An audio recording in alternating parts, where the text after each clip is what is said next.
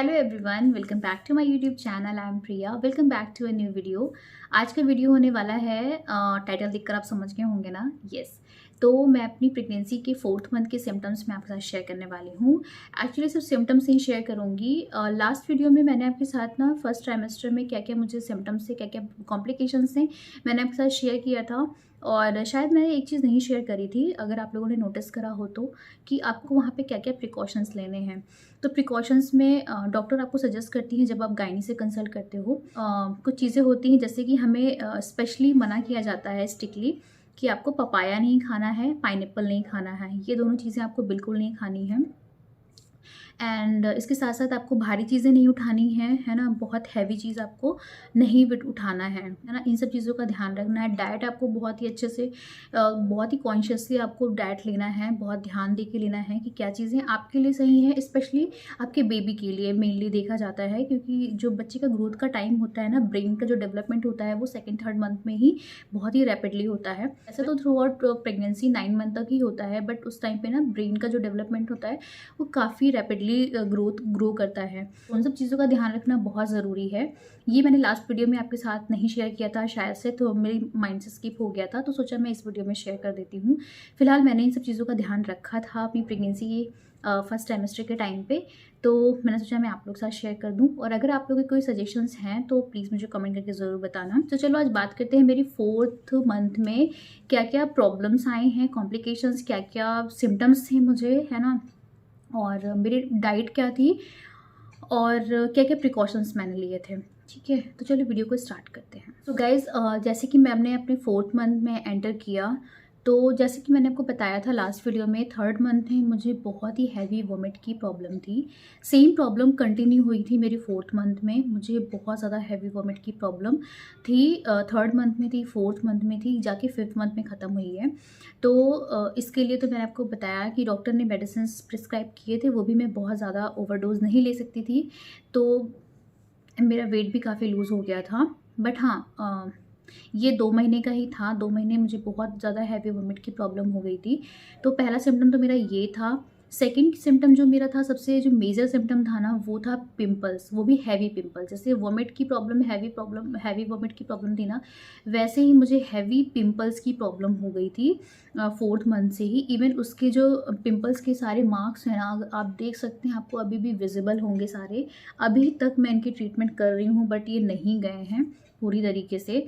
तो क्योंकि मुझे काफ़ी लंबे टाइम तक इसने मुझे परेशान किया है। मैंने बहुत घर की होम रेमेडीज़ वगैरह ट्राई करी, जो कि मैं आपके साथ शेयर करती रहती हूँ, और वो इफ़ेक्टिवली वर्क करती हैं, बट वो मेरे साथ इसलिए नहीं वर्क कर रही थी बिकॉज़ वो जो पिंपल्स होते हैं एक बार रुक जाते हैं ना, तो उस पर आप कुछ भी रेमेडी अप्लाई करते हो तो वो दाग ठीक कर देते हैं, जो भी मार्क्स होते हैं। लेकिन अगर पिंपल जो है ना, वो कंटिन्यू निकलते रहते हैं, वो रुकने का नाम ही नहीं लेते, तो उसमें डॉक्टर ने भी मना कर दिया था कि हम ऐसा कुछ नहीं कर सकते हैं। क्रीम वगैरह भी उन्होंने 1-2 प्रिस्क्राइब किया था, बट मैंने वो अप्लाई नहीं किया था।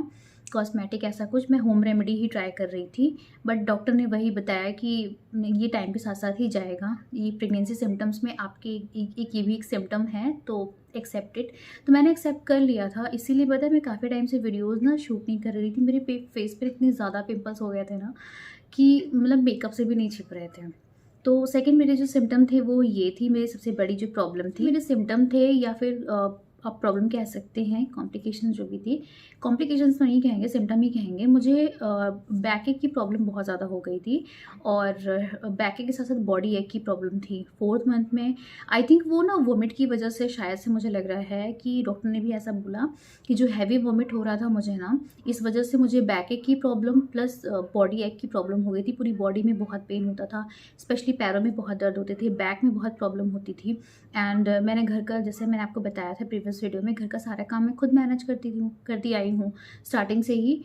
तो काम के साथ साथ ना बहुत ज़्यादा डिफ़िकल्टी हो जाती थी यार, क्योंकि ना खाना वगैरह, जब मैं इतनी वॉमिट से ही पड़ी हूँ, मैं खाना बनाने का मन नहीं करता था, बट फिर भी जैसे तैसे करके मैनेज करती थी, क्योंकि हाथ में हस्बैंड हैं, उनको भी तो खाना वगैरह टाइम पे देना होता था। तो मुझे एक बैक एक की प्रॉब्लम हो गई। नेक्स्ट जो मेरा सिम्पटम था वो था कि मुझे ना, मैं थोड़ा सा ही काम करती हूँ थक जाती थी।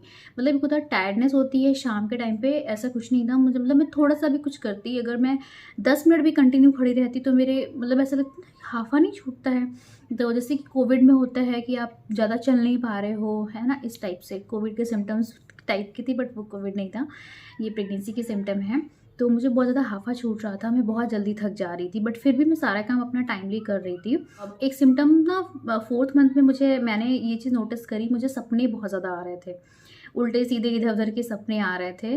पता नहीं प्रेगनेंसी के टाइम पे होता है, खासकर ये फर्स्ट ट्राइमेस्टर सेकेंड ट्राइमेस्टर के बीच में आपके जो हार्मोनल चेंजेस होते रहते हैं बॉडी में ना, उससे ना बहुत सारी चीज़ें चेंज होती हैं। आपका मूड स्विंग्स होता है एंड रात की नींद भी थोड़ी ख़राब होती है।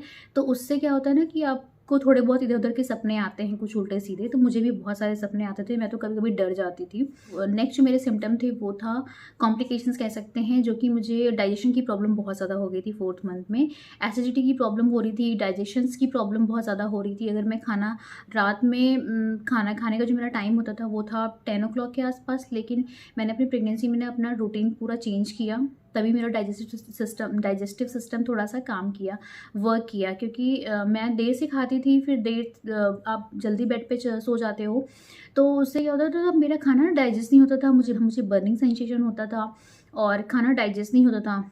तो इस एसिडिटी की प्रॉब्लम बहुत ज़्यादा होने लगी थी।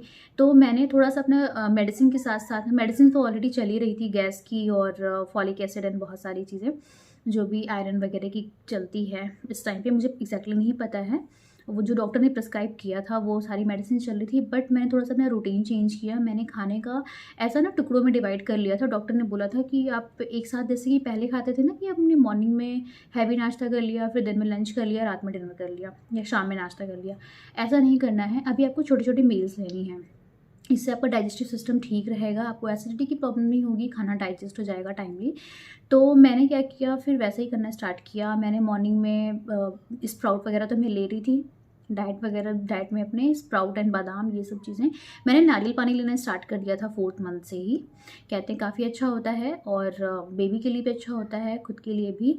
और मैं साथ में एक फ्रूट्स ले रही थी। तो मॉर्निंग में तो पहले मैं बादाम और स्प्राउट और नारियल पानी, ये 3 चीज़ ले रही थी। सुबह मैं ब्रेकफास्ट करती थी, ब्रेकफास्ट में मैंने 2 पराठे खा लिए। उसके बाद फिर 2 घंटे बाद मैंने कुछ फ्रूट्स ले लिया, अनार सेब जो भी उस टाइम पे रहा, है ना, वो मैं ले लेती थी। उसके बाद फिर लंच करती थी। लंच में भी मैं बहुत हैवी लंच नहीं करती थी। शाम को मैं दूध के साथ केलॉग्स ले लेती थी, अगर मन किया तो, बस 1 बाउल में, ज़्यादा नहीं।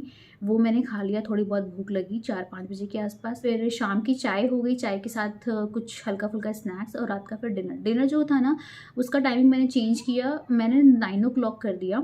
तो उससे क्या हुआ ना, 9 o'clock तक मैं खाना खा लेती थी, डिनर कर लेती थी। उससे क्या होता था कि जब तक मैं सोने जाऊंगी ना, 1 घंटे का टाइम, 1.5 घंटे का टाइम रहेगा ना, तो मैं थोड़ा वॉक करती थी आधे घंटे के लिए, और फिर मैं मेडिसिन वगैरह लेकर और फिर मैं सोती थी। तो इससे क्या होता था, मेरा जो खाना था वो डाइजेस्ट हो गया था, तो डाइजेशन की प्रॉब्लम धीरे धीरे चली गई थी, वरना बहुत ज़्यादा प्रॉब्लम हो रही थी। बट ये जो मैंने छोटे छोटे मील्स में डिवाइड किया ना खाने को, इससे ना मुझे काफ़ी हेल्प मिली थी।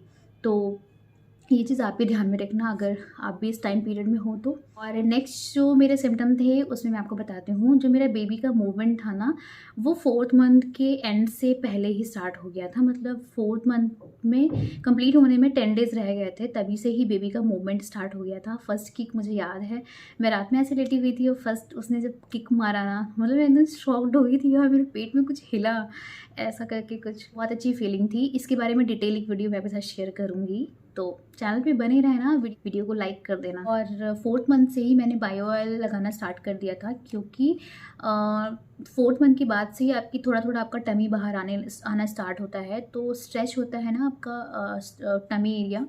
तो इस वजह से मैंने 3rd मंथ के एंड से ही स्टार्ट कर दिया था एक्चुअली। हाँ, मैंने बायो ऑयल लगाना स्टार्ट कर दिया था।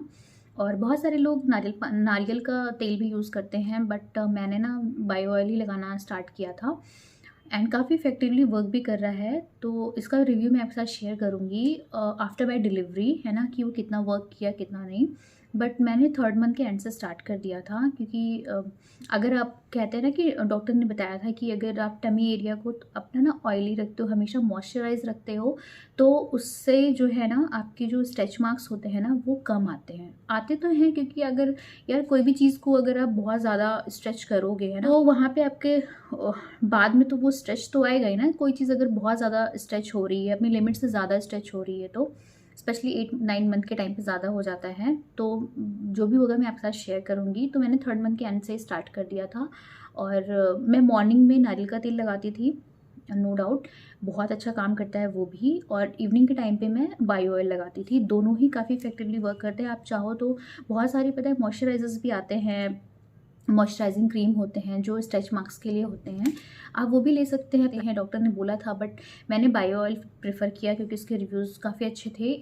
तो इस डॉक्टर विज़िट की अगर मैं बात करूँ तो डॉक्टर का जो विज़िट था ना वो मंथली था।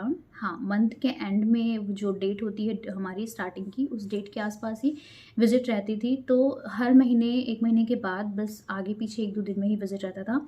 4th मंथ के एंड में मेरा स्कैन हुआ था। स्कैन मतलब अल्ट्रासाउंड जो होता है। 4th मंथ में डबल मार्कर टेस्ट होता है। एक नॉर्मल अल्ट्रासाउंड किया था उन्होंने ग्रोथ वगैरह चेक करने के लिए बेबी का, और एक डबल मार्कर टेस्ट होता है। इसके बारे में मैं एक डिटेल वीडियो आपके साथ शेयर करूँगी कि डबल मार्कर टेस्ट क्या होता है और क्यों होता है। तो वो वीडियो आप लोग ज़रूर देखना। बेबी से पहले आ जाए या आ गया हो या फिर इसके बाद आएगा, तो आप लोग वो वीडियो ज़रूर देखना। इस वीडियो को मैं यहीं पे एंड करती हूँ। आई थिंक बहुत ज़्यादा डिटेल में बात हो गई। तो चलो मैं मिलती हूँ अपनी नेक्स्ट वीडियो में। फिर मैं आपके साथ अपनी नेक्स्ट मंथ की प्रेगनेंसी की सिम्टम्स एंड कॉम्प्लिकेशंस एंड सारी चीज़ें शेयर करूँगी। और अगर आप लोगों के पास कोई सजेशंस हैं मेरे लिए तो प्लीज़ कमेंट में ज़रूर बताना। I will be happy. And या मिलती हूँ अपनी नेक्स्ट वीडियो में। तब तक के लिए बाय बाय।